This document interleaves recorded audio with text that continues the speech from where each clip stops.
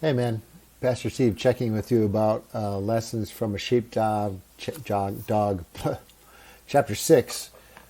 Really important chapter about love and discipline. And actually, the truth of the matter is, we would all like to be loved by God without being disciplined by God, right?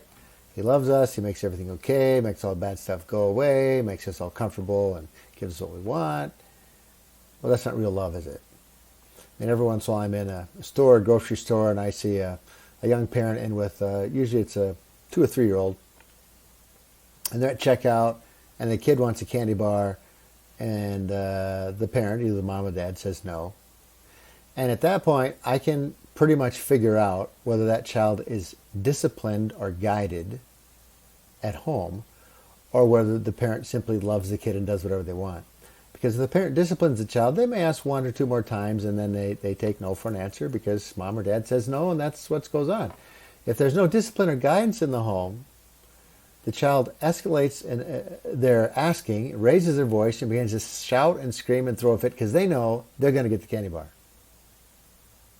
And I've heard more than one time a parent say, finally, okay, but only this one time. Of course, the kid knows that's not true. That's all love, no discipline. It actually creates a child who's going to be really unhappy in life. And God the Father knows that about us. And so in His relationship with us through Jesus, He loves and disciplines us. That's why He grows us up. Otherwise, we don't learn anything. We just self-destruct, stay put, stay stagnant.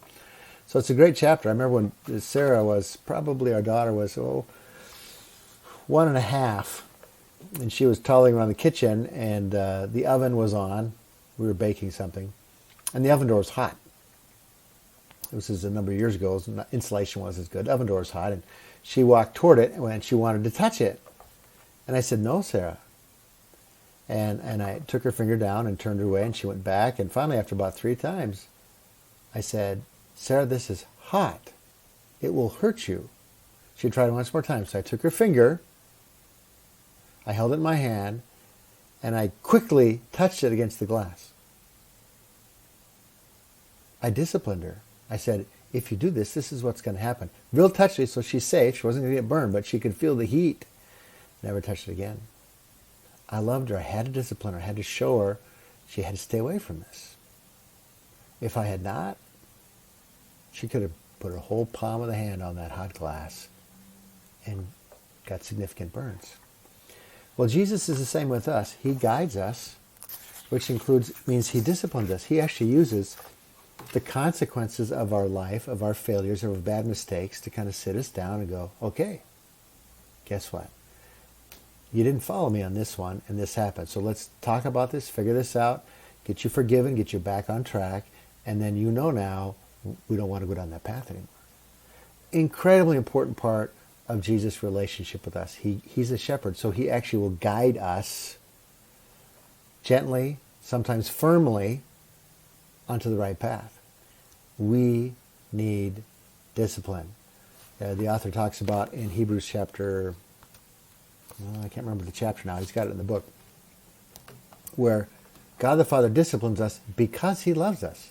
If a parent doesn't love a kid, they don't care how the kid grows up. Let him self-destruct. Who cares?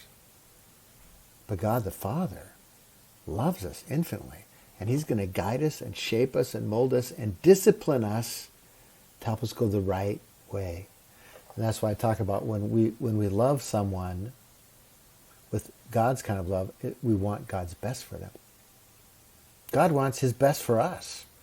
So He works with great illustrations from the book about the shepherd teaching the dog to trust Him and how he had to discipline his dog. And as a result, great things happen. Without the discipline, nothing great happens. So read it, enjoy it, think about it, apply it to your own life, and find joy that the Lord disciplines you and guides you in this life. Have fun.